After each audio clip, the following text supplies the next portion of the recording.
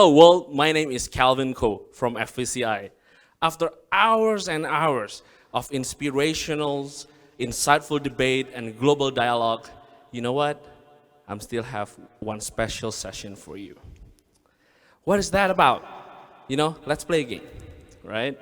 I give you a clue, guess what is about the session. Put it in the chat box. So this session is still a global dialogue, but with a more creative way of delivering it, way of expressing it, right? And then you will still hear about ideas, analysis maybe, aspiration, concerns, but with a punchlines of jokes in every single sentences. Yes, you are right. This is about the stand-up comedy sessions. We have 4 comedians all the way from West Europe, going to the East Europe, Africa to Asia. I don't want to talk too long. I want to invite and also to introduce you the first stand-up comedian. You know what? For me, he is a truly global citizen. Why? Because he himself is Italian with African wife and has just one boy born and raised in Indonesia. Let's give a big hand for Christian Jacob. Christian, how are you? Very good. Thank you for having me. Definitely. So you reside in Bali?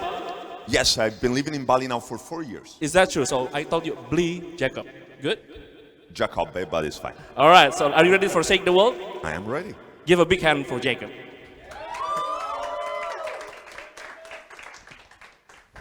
Hello, world. Thank you for having me. As you just heard, I am an Italian comedian, but I've been living in Indonesia for the past 4 years. And 4 years ago, I didn't know where I wanted to go. So what I did is I started reading all the tourism slogan from every single country. Because you can learn a lot from a country by its slogan. And I moved to Indonesia because Indonesia has the best slogan in the world. Wonderful Indonesia. It makes you want to move here. It's very confident.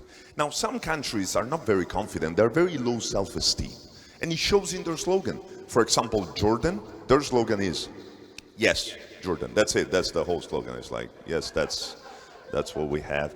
But there are some slogans that, and some countries that are very matter of fact. Like my own country, our slogan is Italy, made in Italy. Yeah, that's pretty obvious.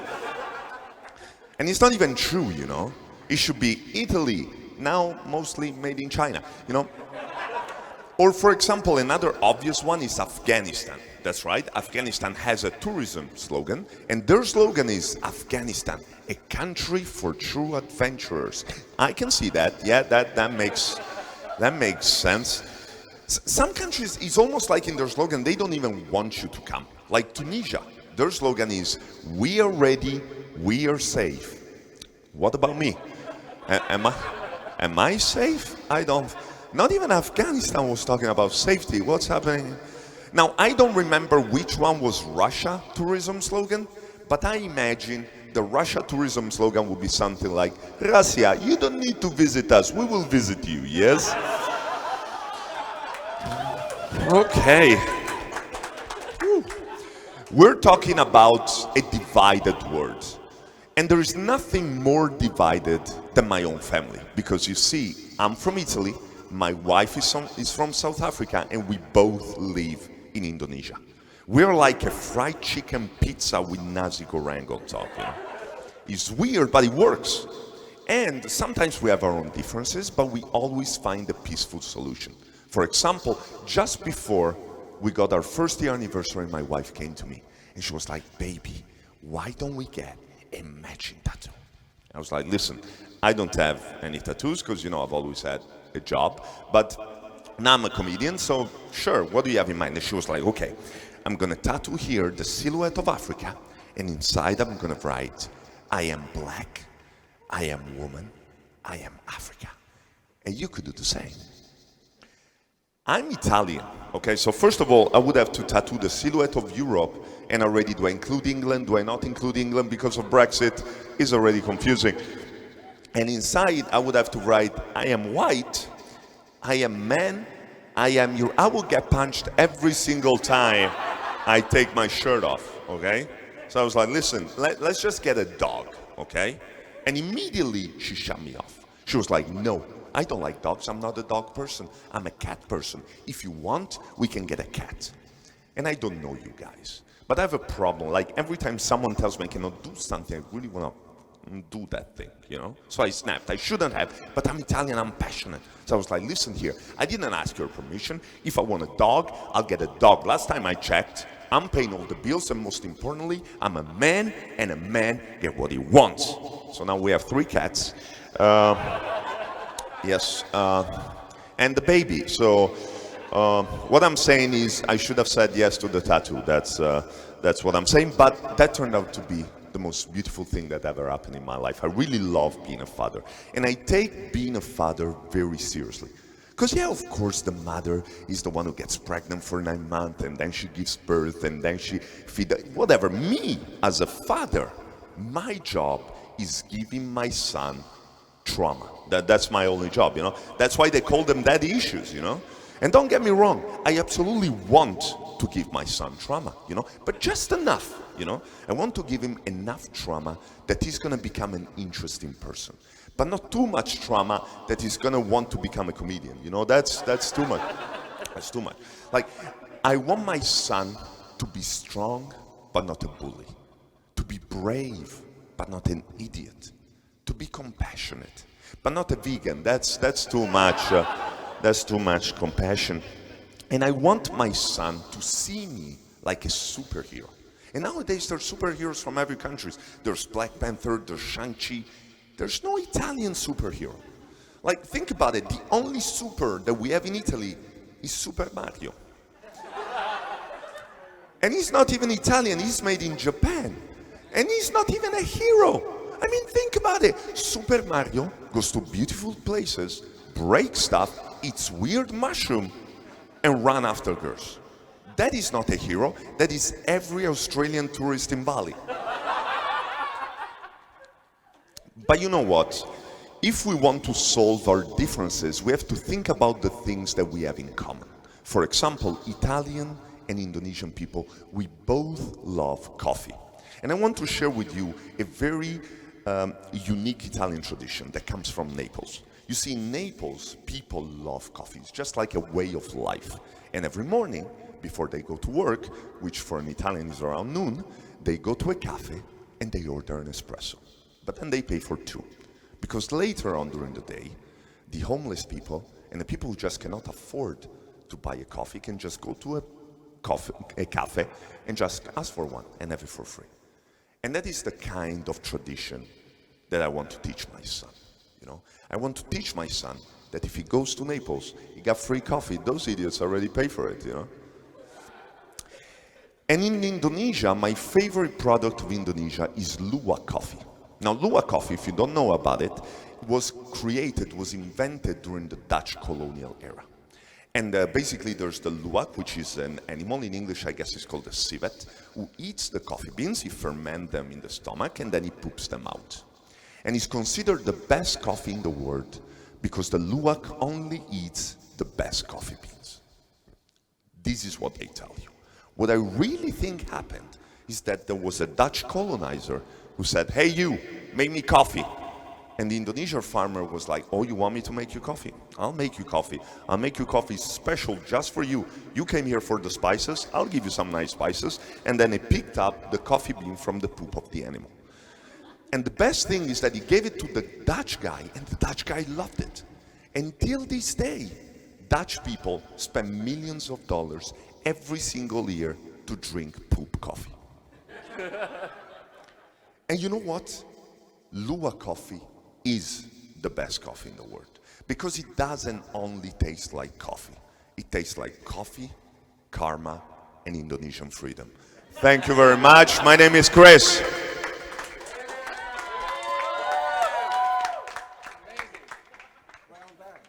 Thank you, Chris. You know, that was so hilarious. So thank you very much. Now, I would like to invite the next stand-up comedian's Indonesian very own Sakdia Maruf.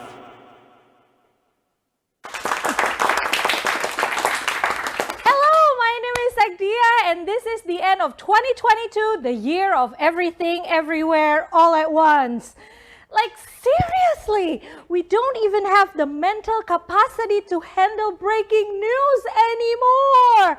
That's why, this is the reason why Instagram are copying TikTok, obviously, coming up with Reels, because we need more platform to dance and to distract ourselves. You know, doing one of those climate emergency, war, economic crisis, which one should I handle first? What type of filter for economic crisis? What type of filter for climate emergency? Some trees, perhaps?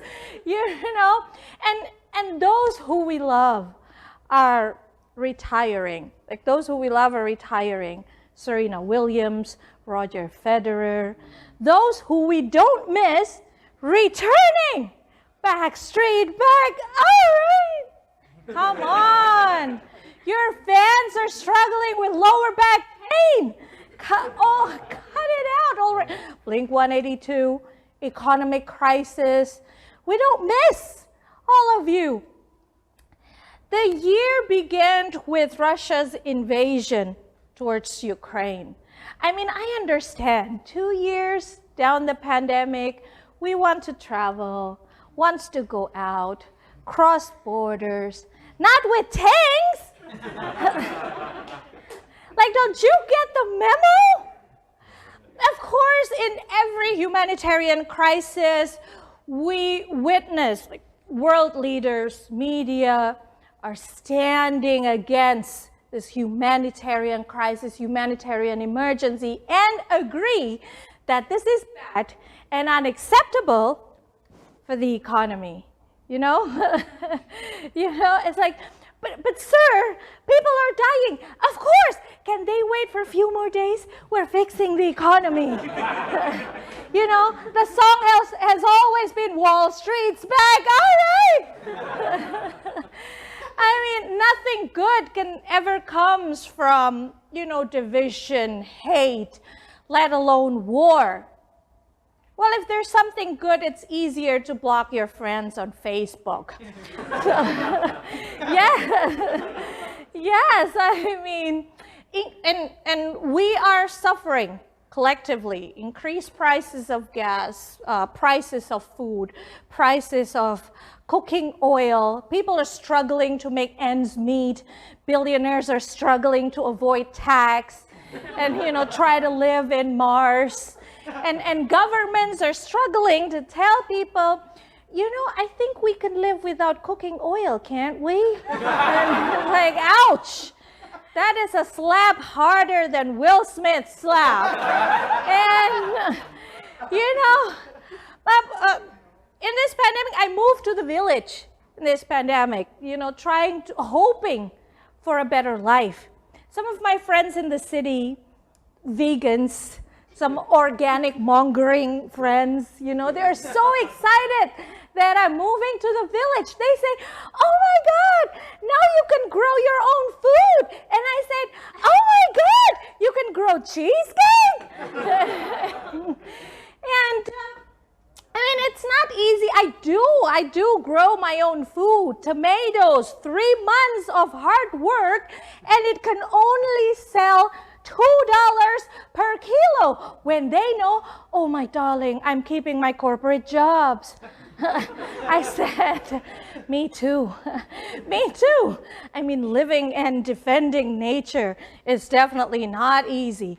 And, you know, disasters, natural disasters, hurricanes, floods, storms, forests remain open for plantation, coal mining, best price in a long time. Yeah, I'm looking at myself and my flag, Indonesia.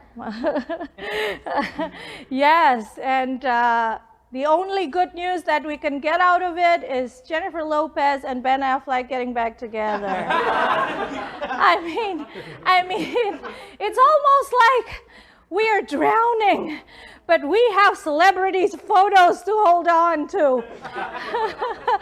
It's like, phew. And young people experiencing climate anxiety are being gaslit to do some yoga. And and mindfulness. Relax. You have to care for your mental well-being. They even use the word well-being.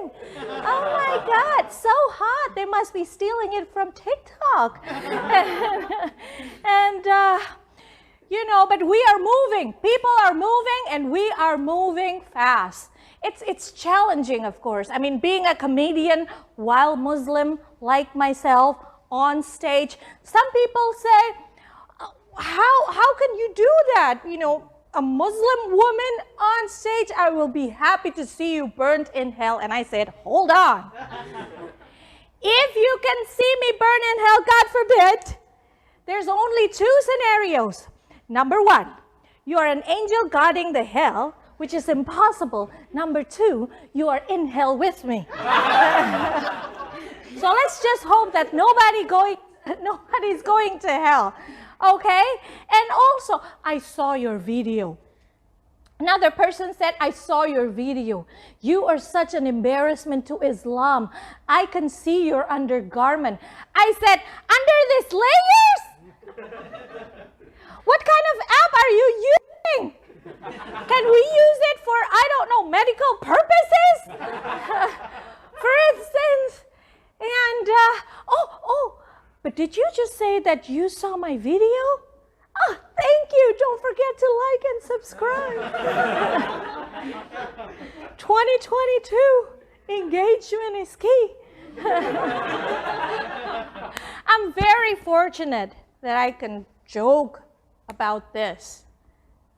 But Mahsa Amini has to be the martyr for freedom against state control of women's body. I mean, several years ago, we have hashtag #MeToo, you know, women's movement. We have hashtag #MeToo. Men have their hashtag, I did not see it coming.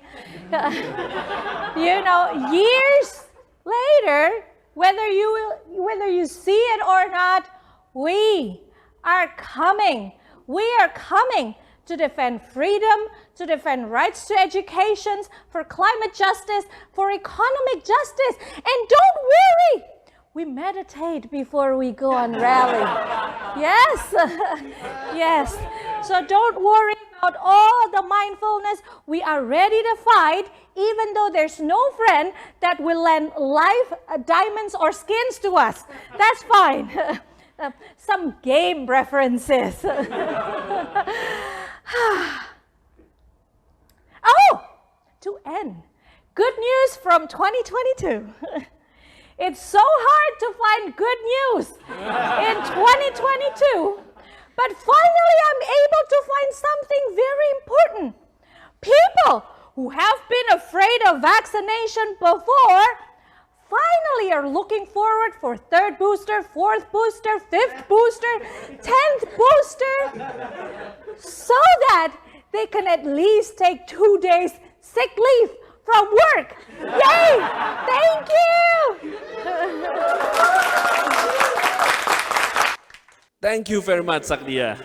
Next up, I would like to invite a stand-up comedian from Malawi, who was also a finalist in Britain's Got Talent 2017. Daliso Chaponda. Hello, hello, hello.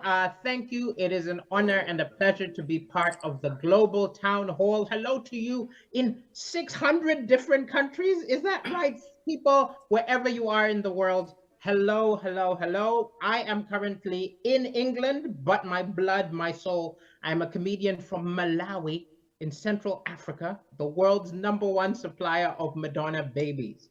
And those of you who vaguely recognize me is because my big break is a few years ago. I did Britain's Got Talent. And I ended up coming third. I'm very happy with third because the way I look at it, coming third is like being the first white guy in the Olympic 100 meters. I'm very proud of it. The best part of it was actually my family. Right? My family, honestly, I was always the failure of the family because my oldest brother's a doctor, second lawyer, third engineer, stand-up comic. I would be the shame of the family, but there's always brother number 5. He's in prison. Isn't it great? But essentially, ladies and gentlemen, essentially, when I did Britain's Got Talent, my family flew from Africa to England. They were in the audience, but they started getting more into the competition than I was. They started giving me very African advice. My father was saying stuff like, don't eat any food backstage. The other contestants will try to poison you. But I do not begrudge the person who won. The person who won was a brilliant musician called Tokyo Myers, and he did something beautiful. He won £250,000, and he gave it all to charity to help underprivileged children. Isn't that beautiful? Yeah. You had better be more impressed, because I would not have done that. I would be in Hawaii right now on a boat, and I'm not a monster. I would have given some of the money to help underprivileged women, but that would have been on a one-by-one personal arrangement basis. But as this is the global village, I know that all of you are very aware of the problem we often deal with, which is stereotypes and people assuming you are one thing which you are not. I have had to deal with this when I've been traveling the world. We always have stereotypes. For Africans, it's very odd. There are a lot of people in America, I got it the most when I was touring America, who only think Africa is what they see on television. So people would come up to me and they would have just watched Black Panther. And they would come to me, Wakanda forever, Wakanda forever, Viva Africa, Wakanda forever. And then the weird questions would come. Like people would ask me things like, are there cars in Africa? I would just say, no, we ride the elephant. We put the bag in the trunk. We say, go, Dumbo. Ask me, are there post offices in Africa? I said, no, we write the letter. We put it on the arrow. We shoot it to the next village.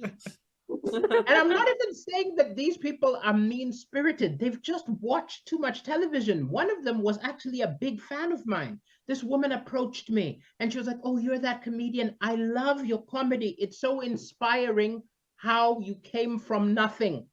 I was like, what do you mean I came from nothing? And the more she spoke, I realized this woman had watched way too many charity ads.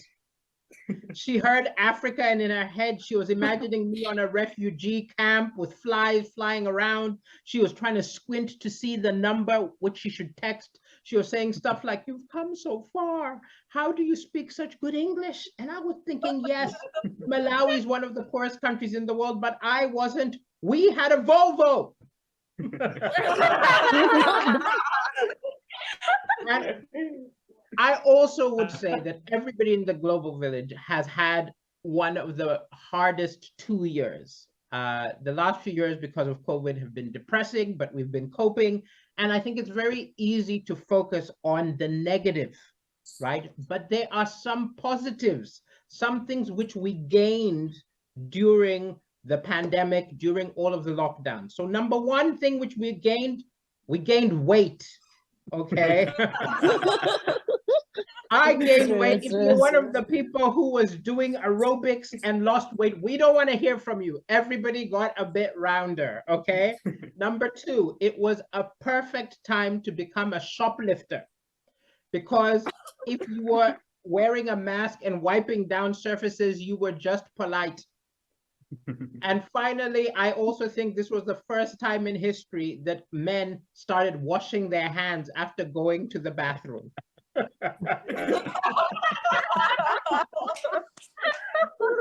Now, I know because quite a few of you in the digital space, you were able to work from home. I wasn't, because comedy was over. There were no shows. Zoom shows came eventually, but at first I was just sitting at home, 2020, and then middle of 2020, I became more busy than I've ever been in my life because of Black Lives Matter. I didn't know this, but apparently when something Black and negative and scary happens, and you're in the UK, which is where I live, all of the television stations and radio stations panic because they don't want to seem racist. They all call me. I've never been so busy on my life.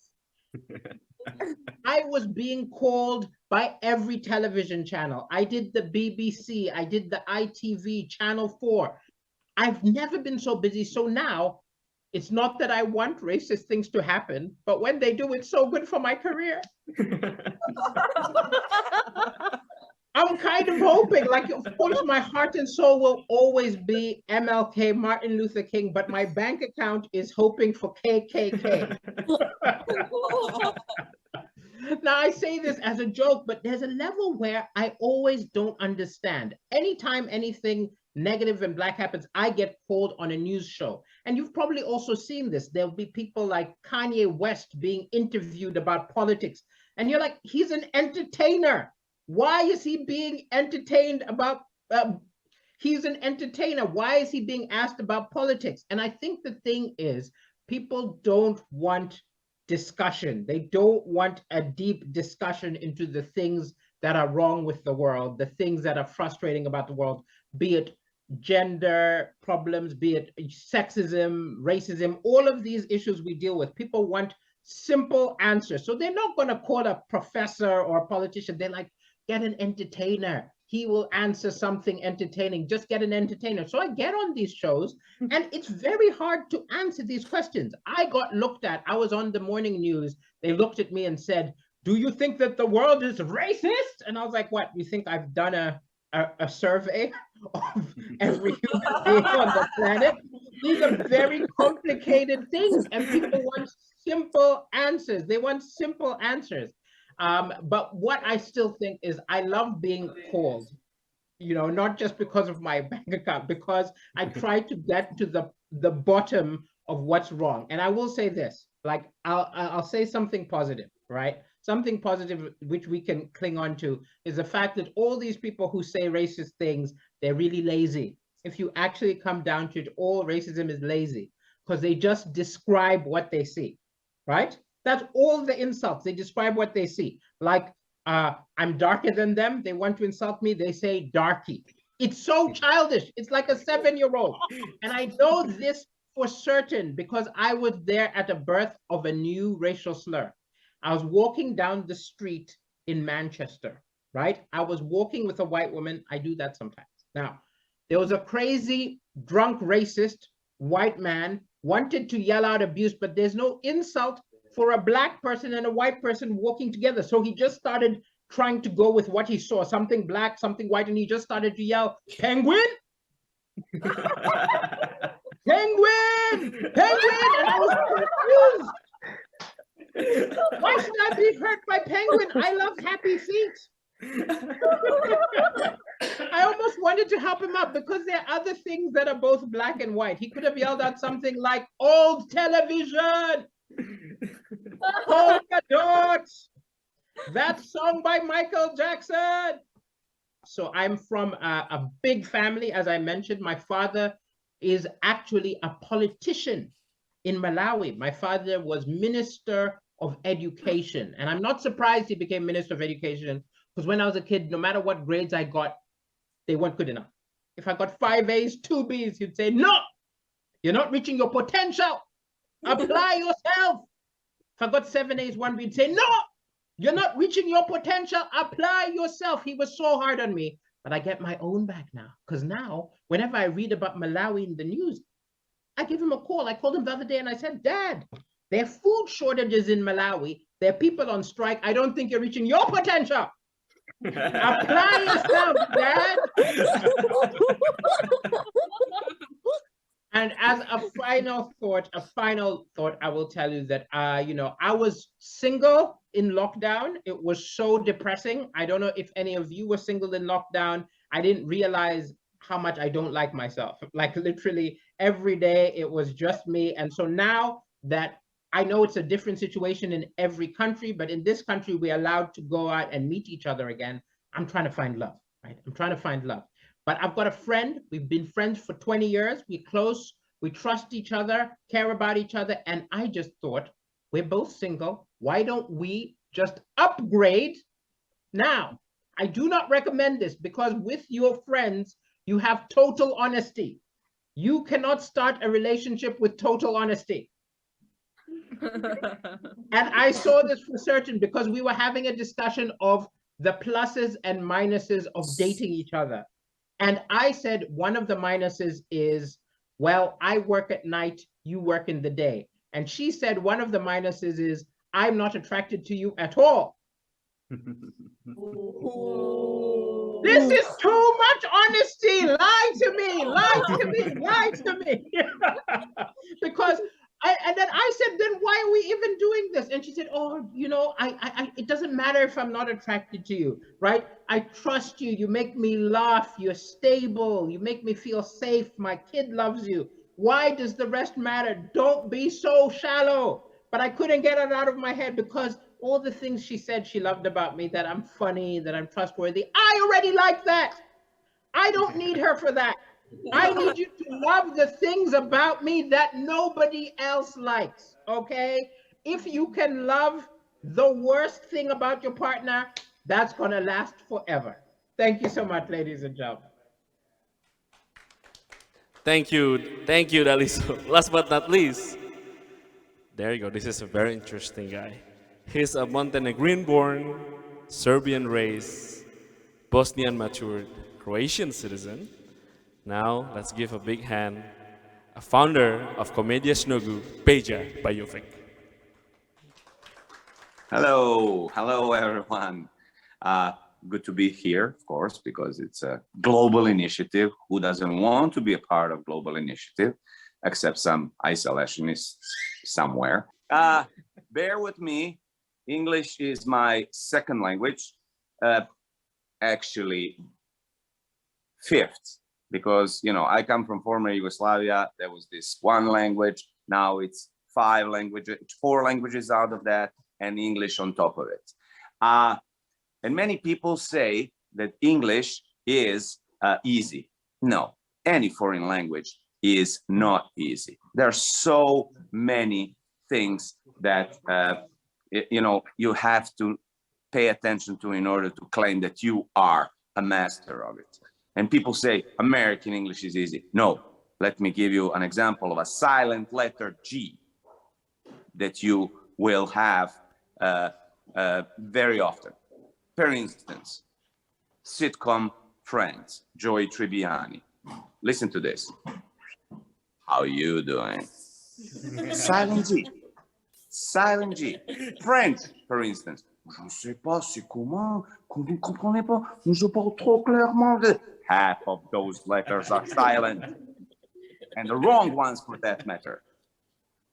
Or in German. Imagine Donald Trump stayed in power. Just imagine.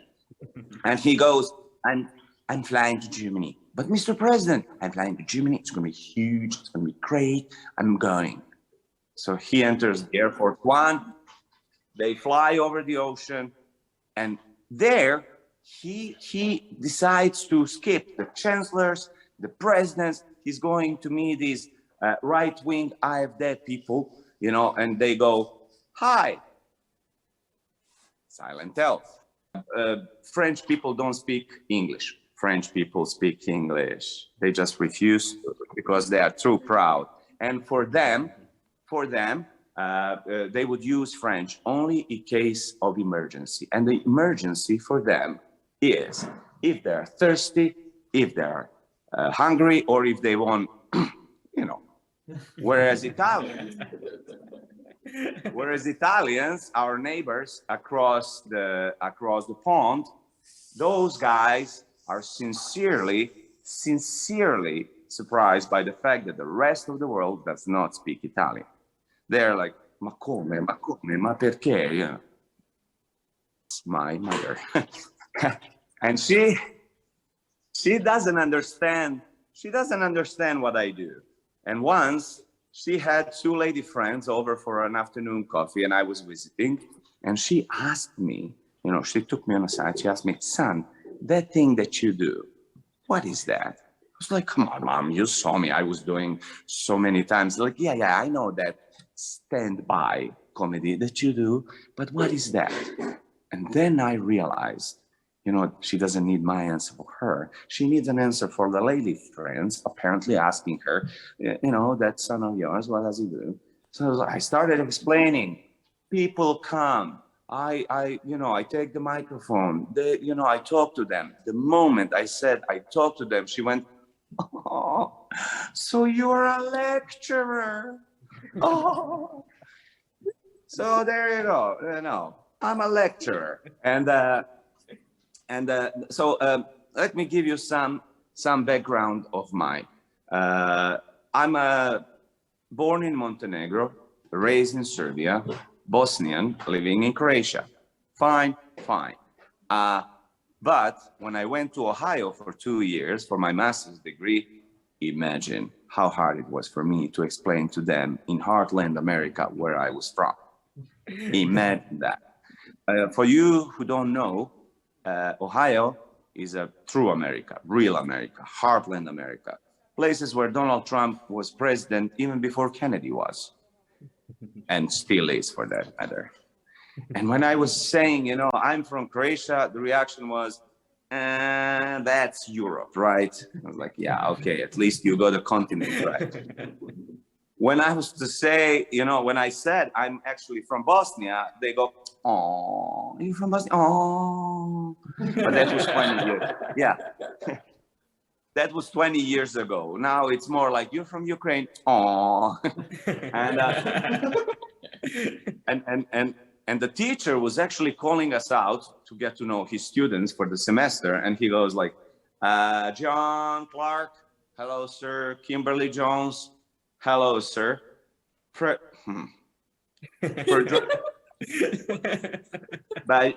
Jude, this is a peculiar last name. Where are you from, sir? And I'm over there from the back saying, hello, I'm from Serbia. He goes, I just played the scene. And I think while he was leaving, I could hear him. Are you gonna kill me now? Are you gonna kill me now? No, man, I'm not a war criminal. Eventually, I decided to stick to the technical facts. I'm where I was born at. And that same weekend, I'm at the bar, ordering drinks, and the guy standing next to me, an Ohioan guy, overhears me, and he goes, dude, man, what's that accent? Where are you from? I'm from Montenegro. And you see an American guy looking at me, saying nothing. Nothing. He's just looking at me, but you see in his eyes, processing. Where is that? What part of Mexico is that? Be ready. Just be ready. But it's not Americans who are the worst, or at least not the only ones, with a lack of knowledge about the rest of the world. British here in Europe are equally ignorant. We live it. What was it? 6 years ago, 5-6 years ago, Brexit referendum, British went, we are going out. And the next 4 years was spent in this. Excuse me, would anyone be so kind and point us towards the exit, please? They wanted to leave something, but they never knew what they're leaving behind, And England is interesting because it's a class society. So they have, the working class and the middle class and the upper class, the aristocracy, and now the king and the, lizards. But the point is that the middle class apparently is sexy class. And I remember the prime minister at the time when I was there, Cameron, he gives a statement to BBC News, and I'm watching, and he goes, me, as a member of middle class, I would like to point out, like, he's middle class. Prime Minister of United Kingdom claims to be a member of middle class. If he's middle class, where am I? Down. Somewhere in between the hamster and a cabbage. That's my class's position if he is middle class. Come on, people. I'm from the Balkans. Every time I go to the West, I was in the States earlier this year, and this guy went, yeah, man, you're white privilege. I was like, dude, I'm from the Balkans. Every time I hear privilege, I hear village. That's all I hear, and that's all I hear. But then again, statistically, it's true. Western Balkans is the whitest part of the world. Check it out. Why? Because, you know, even other parts of Eastern Europe, they have either immigrants from Middle East or Africa, and the post-Soviet countries, they have people from Central Asia contributing to this beautiful thing, such as racial diversity. No. We had a historical chance a few years ago when a couple of million of immigrants and refugees were walking through Balkans, literally walking. No one stayed behind. No, we were like, please stay. No, thank you. And, you know, they just went through because we are broke. We're broke. And, you know, here's the thing. What we do in order to conceal how broke and poor we are, we dress up. Look at me. We dress up. But the experienced eye among you would notice that nothing on me is expensive. Nothing. You know, but I dressed up. Well, yeah, this silk tie. Yeah, that's kind of expensive, but I didn't buy it. I didn't buy it. I got it from my cousin. He also didn't buy it. He said it fell off a truck. You know, people say that we in the Balkans don't have money because we're lazy. No. We're not lazy. We just hate working. It's a cultural thing. It's a cultural thing. Over there in the West, you see American movies and British TV shows and everything. Now and then someone says, I work hard. I'm a hardworking guy. Back in the 90s, when I lived in Bosnia, I worked for an American organization. My first day at work, Monday, 9 a.m. I come, I sit down. What do? Nothing. I'm just sitting. I came, how to put it? I came to work, not to work. Okay? And so I'm sitting there. 5 minutes later, my American boss comes in to greet me and he goes, hello, Peja, welcome. Are you ready for hard work? Are you ready for success? Are you ready?